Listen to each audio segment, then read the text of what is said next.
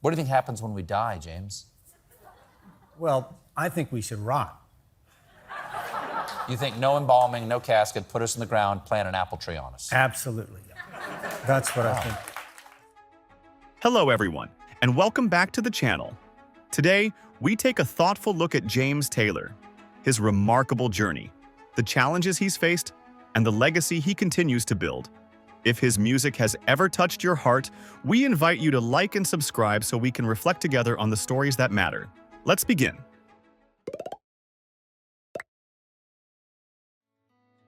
Born James Vernon Taylor on March 12, 1948, in Boston, Massachusetts, James Taylor was raised in a family that valued intellect, artistic expression, and emotional depth, foundations that would later define his identity as a legendary singer-songwriter.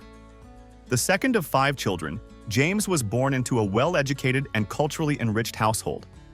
His father, Dr. Isaac M. Taylor, was a prominent physician and served as the dean of the University of North Carolina School of Medicine, while his mother, Gertrude Woodard Taylor, had studied singing and was an aspiring opera singer before dedicating herself to raising the family. Her musical background and emotional sensitivity had a profound influence on young James. The Taylor family moved from Boston to Chapel Hill, North Carolina, when James was still a child. It was in this quieter southern college town that James began to form the introspective and soulful persona that would come to define his music. The family spent summers on Martha's Vineyard, where the natural beauty of the island offered refuge and inspiration. James often found solace in the isolation and rhythm of nature, elements that would later echo throughout his songwriting. James grew up surrounded by music, books, and an atmosphere of academic rigor. All of the Taylor children played instruments, and James gravitated early toward the cello before transitioning to the guitar as a teenager. His older brother, Alex Taylor, also pursued a musical path, and the siblings often inspired and challenged one another creatively. The Taylor household, while nurturing in some ways, was also marked by emotional complexity. James struggled with depression from a young age, and his sensitivity set him apart. These internal battles, though difficult, would eventually deepen the emotional resonance of his lyrics. By the time he was in his mid-teens, James had discovered a deep love for the blues and folk music. Influenced by artists like Woody Guthrie and Lead Belly, as well as the Beatles and Bob Dylan, he began writing songs as a form of personal expression and catharsis. In 1963, he enrolled at Milton Academy, a prestigious preparatory school near Boston, but his time there was marred by emotional challenges. He eventually returned to North Carolina, where he completed his high school education in a more flexible environment. A pivotal moment came in 1966 when James moved to New York City and formed a band called The Flying Machine with childhood friend Danny Korchmar. The group performed in Greenwich Village and recorded some early songs, including an early version of Knocking Round the Zoo. Though the band was short-lived, it marked Taylor's first serious step into the professional music world. His family's emphasis on culture and education provided the foundation, while his battles with mental health and his exposure to 1960s counterculture steered him towards songwriting as a lifeline. These formative experiences, both grounding and turbulent, forged a young man with a unique voice, literally and emotionally, setting the stage for a career that would redefine American folk rock. Career and success. Following a turbulent yet formative youth, James Taylor's professional journey began in earnest, with a breakthrough that would catapult him into the pantheon of American music legends. His early struggles with depression and substance use were mirrored by a raw emotionality that became central to his artistry. And when he released his self-titled debut album in 1968 on the Beatles' Apple Records, he became the first non-British act signed by the label. Though the album received modest commercial attention, it planted the seeds of a distinctive voice in the emerging singer-songwriter movement. With standout tracks like Carolina in My Mind, Taylor introduced listeners to a deeply introspective, folk-infused sound that would define his career. James's true breakthrough came with his second album, Sweet Baby James, 1970, a critical and commercial triumph that propelled him to stardom. Featuring the enduring hit Fire and Rain, the album struck a national chord with its haunting honesty and melodic simplicity. The song, which chronicled personal loss and inner battles, became an anthem of the era and firmly established Taylor as one of the defining voices of 1970s Americana. Sweet Baby James earned multiple Grammy nominations and laid the foundation for a career built on sincerity, craftsmanship, and lyrical depth. Throughout the 1970s, Taylor continued to build on this momentum with a series of successful albums, including Mudslide Slim and The Blue Horizon, 1971, which featured his first chart-topping hit, You've Got a Friend, a Carole King composition that earned him a Grammy Award for Best Male Pop Vocal Performance. This period also marked the beginning of several important collaborations, including his musical and personal relationship with singer Carly Simon, whom he married in 1972. Their duet Mockingbird became a hit, and their creative partnership brought additional visibility to Taylor's work. As the decade progressed, Taylor's signature blend of folk, rock, and soft pop continued to resonate. Albums like Gorilla, 1975, and JT, 1977, featured hits such as How Sweet It Is to Be Loved by You and Handyman, the latter of which earned him another Grammy Award. These songs showcased his ability to interpret others' work while maintaining his emotional core. By the end of the 70s, James Taylor had become a household name, known for his mellow voice, acoustic guitar mastery, and unflinching vulnerability. The 1980s brought a shift in Taylor's style and public image. While his commercial success ebbed slightly, he remained a vital touring artist and began to speak more openly about his battles with addiction and mental health, earning him admiration for his honesty and resilience. Albums like That's Why I'm Here, 1985, and Never Die Young, 1988, reflected a maturing artist grappling with life, love, and recovery. Taylor's enduring fan base and live performance legacy kept him in the spotlight, even as musical trends evolved. His career experienced a renaissance in the 1990s and early 2000s, with Hourglass, 1997, winning the Grammy for Best Pop Album and reaffirming his place in contemporary music. His induction into the Rock and Roll Hall of Fame and the Songwriters Hall of Fame in 2000 recognized the breadth and influence of his contributions. Taylor's later albums, including October Road, 2002, and Before This World, 2015, which became his first album to debut at #1 on the Billboard 200, demonstrated his continued relevance and artistry well into his 6th decade of music making. In parallel with his studio success, Taylor became one of the most respected and consistent live performers in American music. Income and wealth. James Taylor's financial success is a reflection of his enduring legacy in the music industry, spanning more than 5 decades of hit records, sold-out concerts, and a loyal global fan base.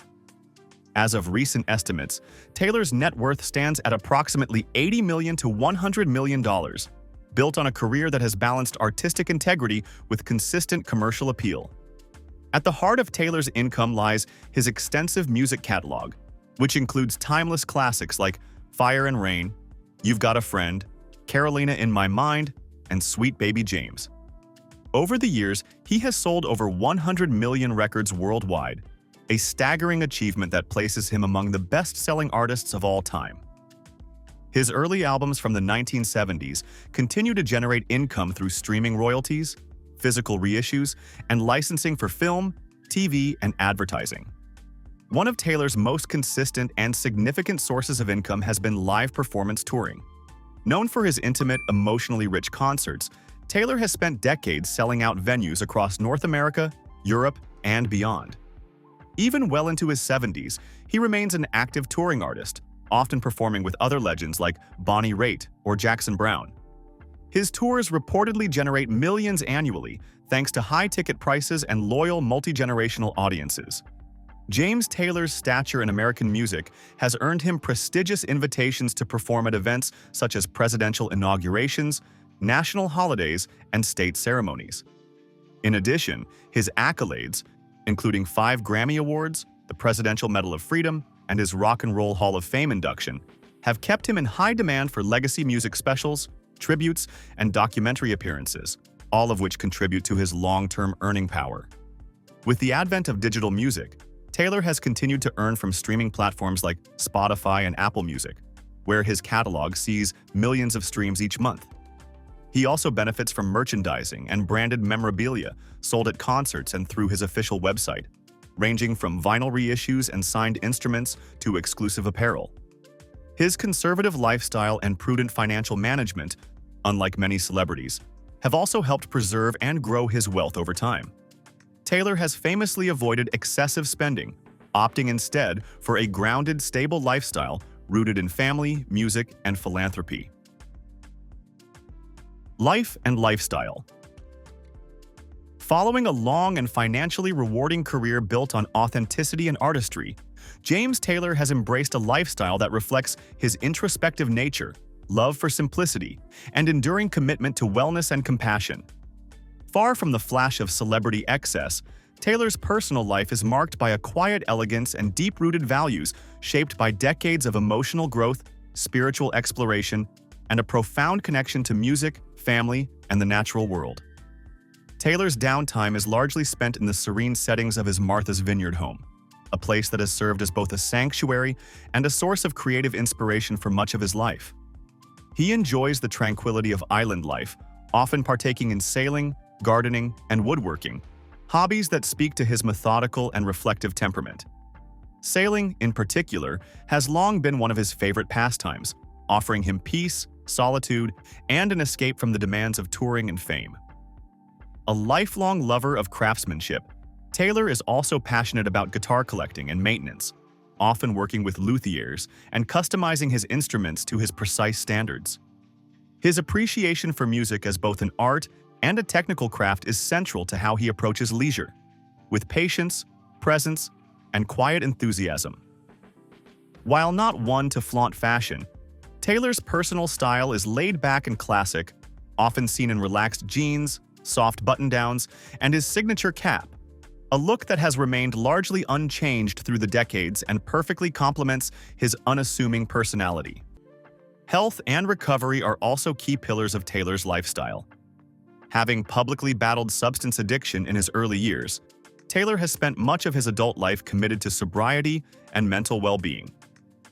These personal challenges led him to adopt a lifestyle of mindfulness, physical wellness, and emotional balance.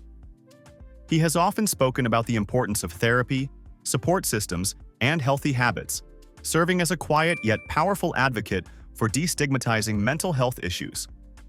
Taylor's philanthropic work mirrors his compassionate spirit and desire to give back.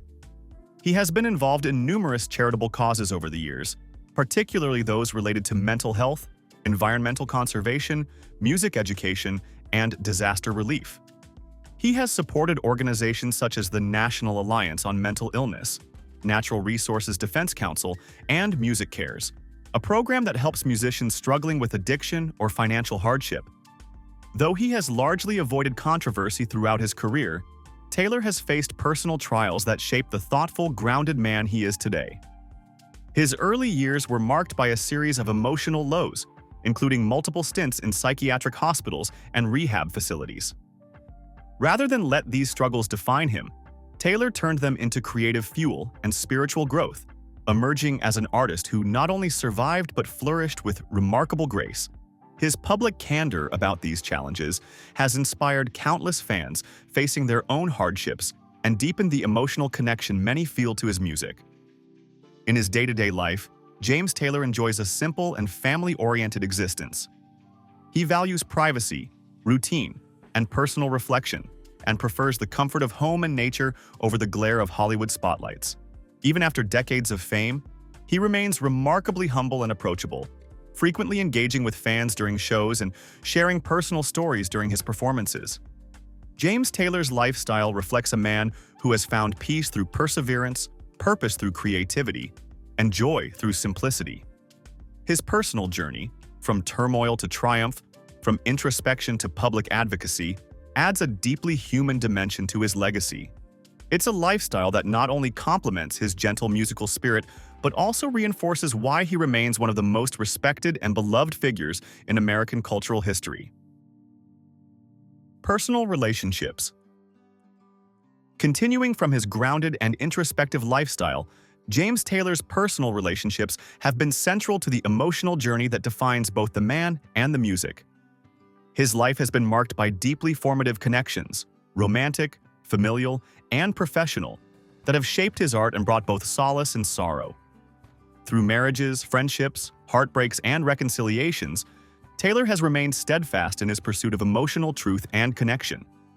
Taylor's first widely known marriage was to fellow singer-songwriter Carly Simon, a union that captured the imagination of fans and the media in the early 1970s. Married in 1972, the two shared both a profound musical chemistry and a complex emotional bond. Their relationship produced not only two musically gifted children, Ben and Sally Taylor, but also iconic collaborations like their hit duet, Mockingbird. While their marriage ended in divorce in 1983, the emotional undercurrents of their time together lingered in both of their creative works for years. Their children have since continued the family's musical lineage, with Ben even joining his father on tour, and Sally building a career as a singer-songwriter and humanitarian. In the years following that high-profile split, Taylor entered a quieter but equally significant chapter of his personal life with Catherine Walker, a respected actress and writer. The two married in 1985 during a period when Taylor was working hard to rebuild his life and maintain his sobriety. Walker played a vital role in that healing process, helping Taylor through one of the most vulnerable stages of his life. Their marriage lasted over a decade, and while it ended in 1996, many credit Catherine's steady presence during that time with helping him find stability and purpose after years of inner turmoil. In late September 2025, however, rumors began circulating from typically reliable sources that Catherine Walker may have passed away.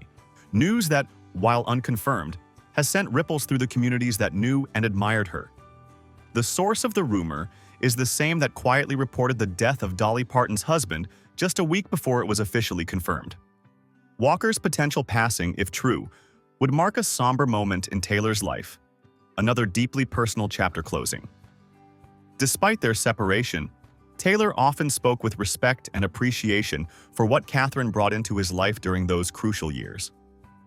Her loss would likely stir a complicated blend of grief, gratitude, and reflection, emotions that have long fueled Taylor's music. Taylor eventually found enduring peace in his marriage to Kim Smedvig, whom he wed in 2001. Kim, formerly the director of public relations for the Boston Symphony Orchestra, became a stabilizing force in his later years. Together, they welcomed twin sons, Rufus and Henry, born via surrogate in the same year they married.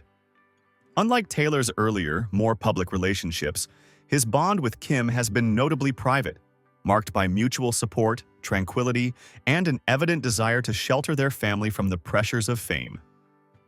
Beyond romantic relationships, Taylor shares close bonds with his siblings, especially his late brother Alex Taylor, who was also a talented musician. Alex's death in 1993 was a devastating blow, and the grief that followed made its way into James's songwriting in subtle, haunting ways. Though marked by tragedy, these familial ties have remained a source of inspiration and emotional resonance throughout his work. Throughout the years, Taylor has maintained a remarkable level of grace and introspection, even when navigating difficult relational waters. His struggles with addiction, depression, and personal loss have at times threatened to isolate him. But time and again, he's found his way back to the people and values that ground him: family, friendship, creativity, and emotional honesty. James Taylor's relationships, romantic, familial, and professional, paint a portrait of a man deeply attuned to the rhythms of the heart. They reflect his core values: loyalty, compassion, and an unyielding commitment to personal truth. Whether helping a friend through hard times or co-parenting with dignity and respect, Taylor embodies a rare emotional maturity that has only deepened with age. As he navigates the inevitable changes that life brings, including possible farewells to those who once walked closely beside him, he does so with quiet strength and a deepening sense of gratitude. These relationships don't just inform his legacy, they are his legacy etched into the chords of every song he's ever written and every life he's quietly touched. Real estate. Transitioning from the emotional contours of his relationships, James Taylor's real estate holdings are a quieter but no less telling part of his story. Homes that mirror the calm, reflective spirit behind his music. One of Taylor's most well-known residences is his compound in Chilmark, Martha's Vineyard, Massachusetts. According to property records and celebrity home trackers, the house there spans about 5,400 square feet, with 5 bedrooms and 6 bathrooms. The structure is single-story with wooden exteriors and sits on a large wooded parcel tucked into the tranquil landscape of the island.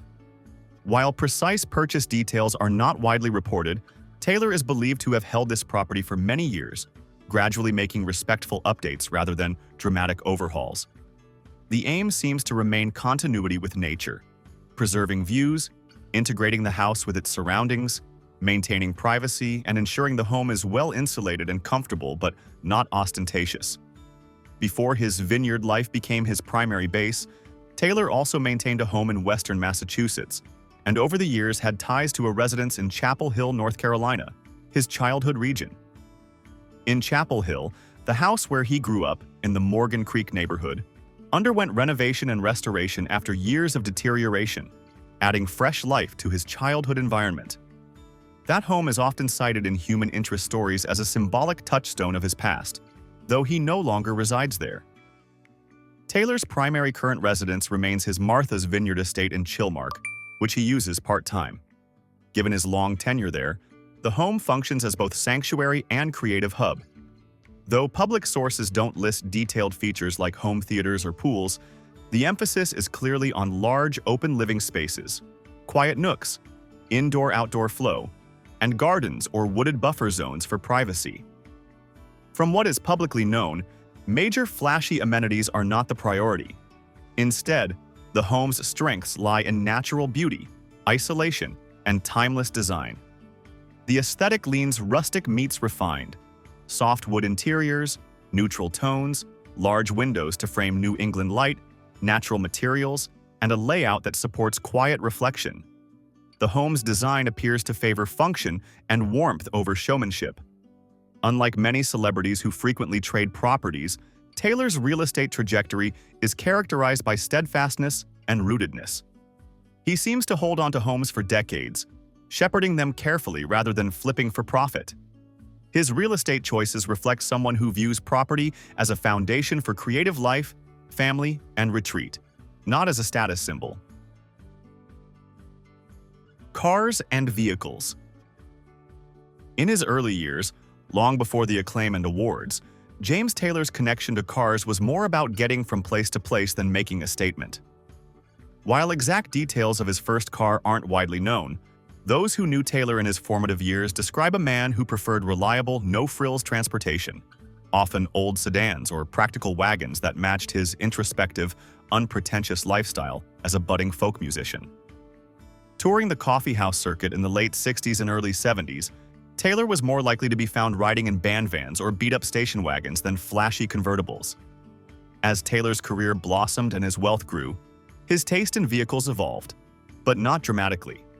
He never leaned into exotic supercars or showy sports vehicles. Instead, he gravitated toward luxury cars with comfort and craftsmanship, much like his music, refined, enduring, and quietly elegant. Over the years, Taylor has been seen driving classic Volvos, Mercedes-Benz sedans, and occasionally Land Rovers, vehicles known for their durability and understated style.